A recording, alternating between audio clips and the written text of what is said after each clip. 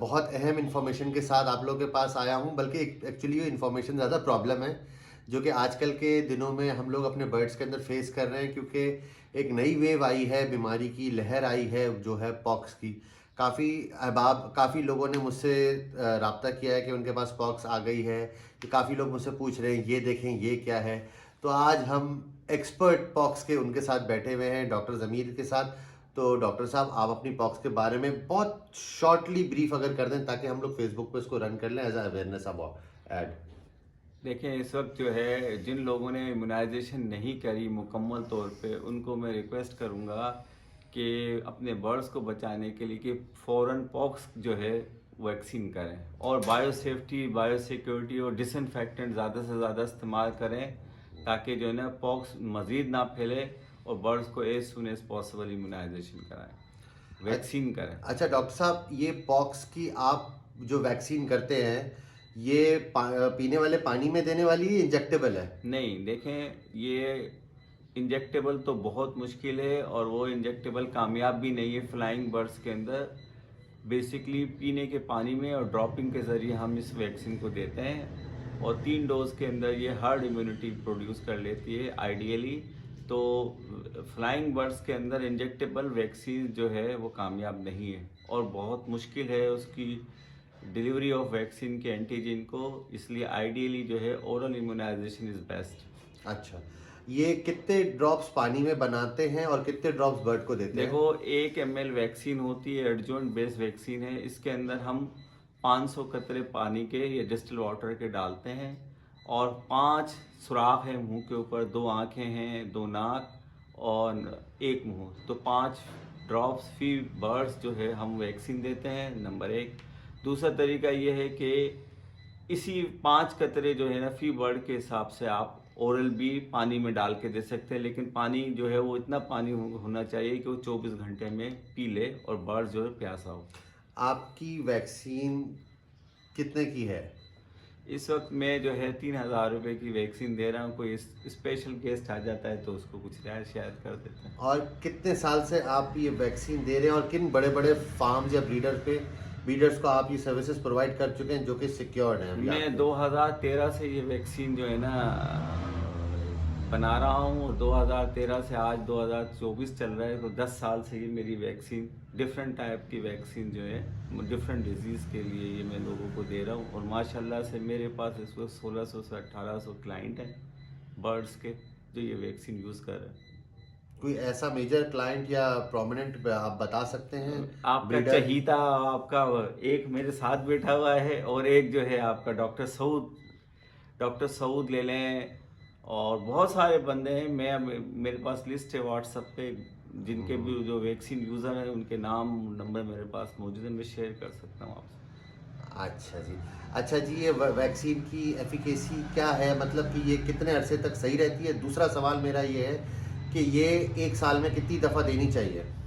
देखें, नॉर्मली ये होता है, प्रोसीजर ये होता है कि बर्ड्स का एंटीबॉडीज टाइटर देखा जाता है पॉक्स के अगेंस्ट। अब ये बर्ड्स के अंदर सब बर्ड्स को इकट्ठा किया जाए और उनका टाइटर देखा जाए, उसमें कॉस्ट इन्वॉल्व हो जाती है। तो आइडियली क्या होता है, 3 वैक्सीन के डोज देने के बाद हर्ड इम्यूनिटी आ जाती है। मोर देन 80 टू 100% बर्ड्स के अंदर हर्ड इम्यूनिटी होती है। उसके बाद मैं कहता हूँ, अगर वायरस बहुत जल्दी आ रहा है और आपको टाइटर पीक पे रखना है, तो एवरी 1 से 2 महीने के अंदर रखें। अगर नहीं आ रहा, आपका बहुत अच्छे बायोसेफ्टी सिक्योरिटी, आपके ज़्यादा वहाँ वायरस मौजूद नहीं है, ऐसे इलाके में मौजूद नहीं जहाँ बार बार इन्फेक्शन कर रहा है, तो आप इसका डोज 3 महीने बढ़ा दें, 4 महीने बढ़ा दें, पर 6 महीने में कम से कम एक सिंगल डोज ज़रूर रिपीट होना चाहिए।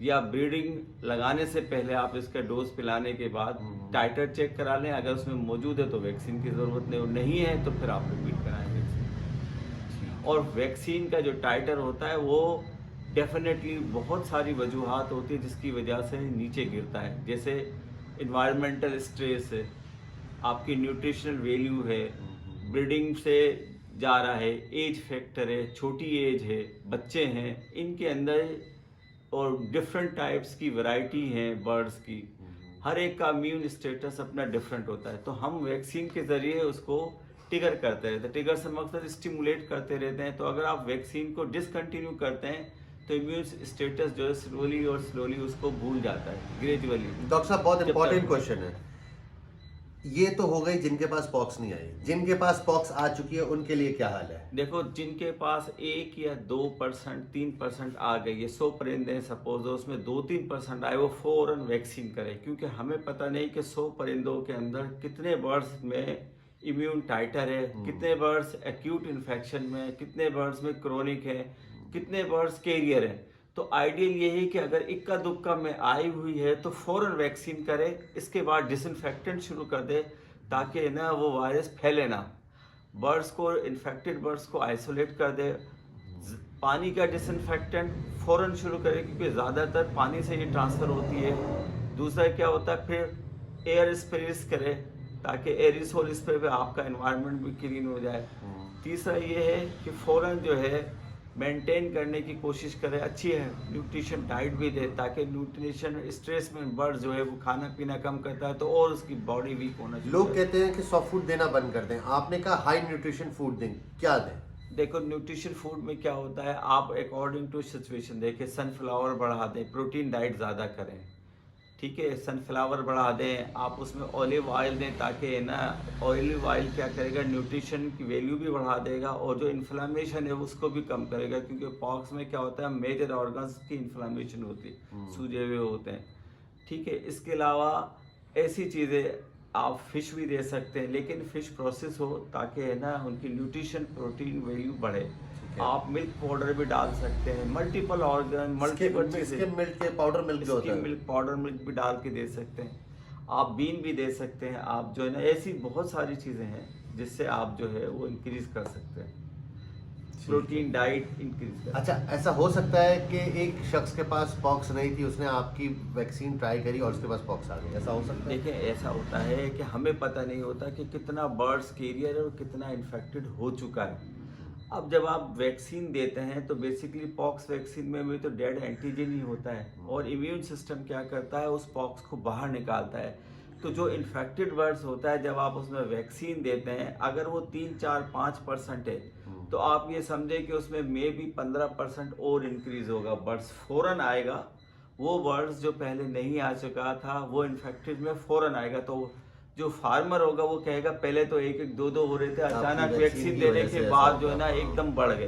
तो एक्चुअली मेरी वैक्सीन की वजह से वो इन्फेक्शन नहीं बढ़ा, बल्कि ऑलरेडी आपके बर्ड्स इन्फेक्टेड थे और जब वैक्सीन का एंटीजन दिया तो बॉडी ने जो ना उसको स्टिमुलेट की अपने अंदर एंटीबॉडीज और उसको आउट बाहर निकाला।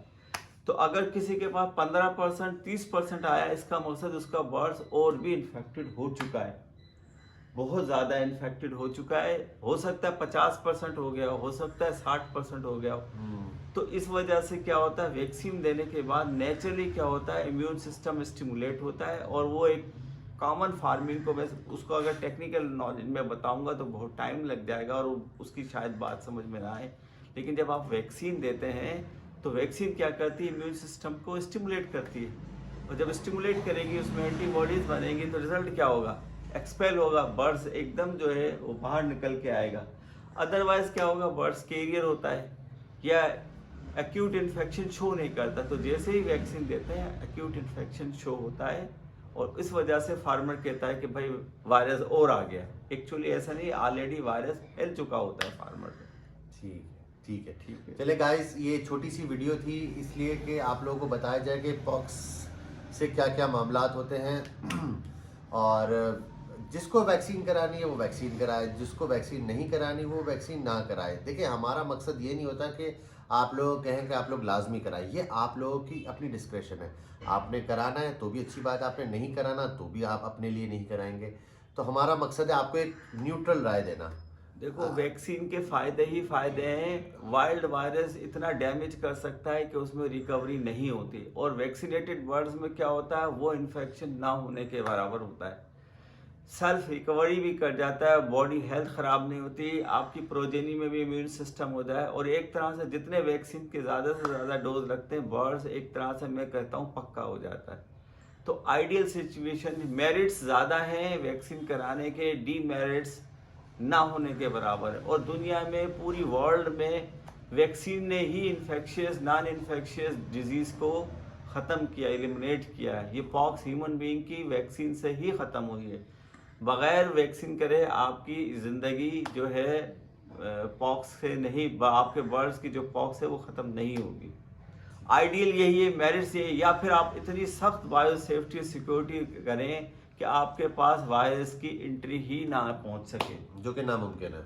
जो कि मुमकिनात में लोग कर सकते हैं, लेकिन मिस हैंडलिंग, मिस नॉलेज या लैक ऑफ नॉलेज में कहूँगा कि बायो सेफ्टी को प्रॉपर वो समझते ही नहीं है, जिसकी वजह से ये इश्यूज आते हैं। और जब एक पे आता है तो फिर वो मल्टीपल पे आता है। आज ठीक की है सर। वीडियो का इख्तिताम करते हैं यहीं पे जी। अस्सलाम वालेकुम वरहमतुल्लाहि वबरकातुहू।